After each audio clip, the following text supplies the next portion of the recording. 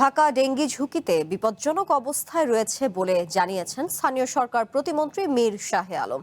সকালে রাজধানীর বনানীতে বাসাবাড়ি ও নির্মাণাধীন ভবনে এডিস মশার লার্ভা শনাক্ত অভিযান শেষে তিনি এই মন্তব্য করেন। উত্তর সিটিতে অভিযান চালানোর পর প্রতিমন্ত্রী বলেন, নির্মাণাধীন ভবনগুলোতেই লার্ভার উপস্থিতি সবচেয়ে বেশি। এছাড়া সরকারি কোয়ার্টারগুলোর নাজুক পরিস্থিতির কথাও তুলে ধরেন তিনি। এডিস মশা নিয়ন্ত্রণে পর্যাপ্ত জনবল নেই বলে স্বীকার করেন তিনি। বলেন, শুধু সিটি কর্পোরেশনের একার পক্ষে এডিস মশা নিয়ন্ত্রণ করা সম্ভব নয়। এজন্য নাগরিকদেরও নিজ নিজ বাসাবাড়ি ও আশপাশ পরিষ্কার রাখতে হবে। অভিযানে নির্মাণাধীন একটি ভবনে ডেঙ্গির লার্ভা পাওয়ায় মালিককে 50,000 টাকা জরিমানা করা হয়।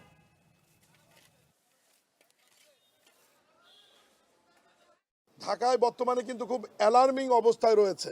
60টা জায়গায় অভিযান চালিয়েছি, একটি রেস্টুরেন্ট সহ 3টা বাড়িতে আমরা লার্ভা পেয়েছি। তার মানে কিন্তু 50-র বেশি। গতকাল দক্ষিণে আমরা অভিযান চালিয়েছি, দক্ষিণও 50-র অধিক অ্যাপার্টমেন্টে, বিল্ডিংয়ের বেসমেন্টে এবং সরকারি স্টাফ কোয়ার্টারগুলোতে আরও ভয়াবহ অবস্থা।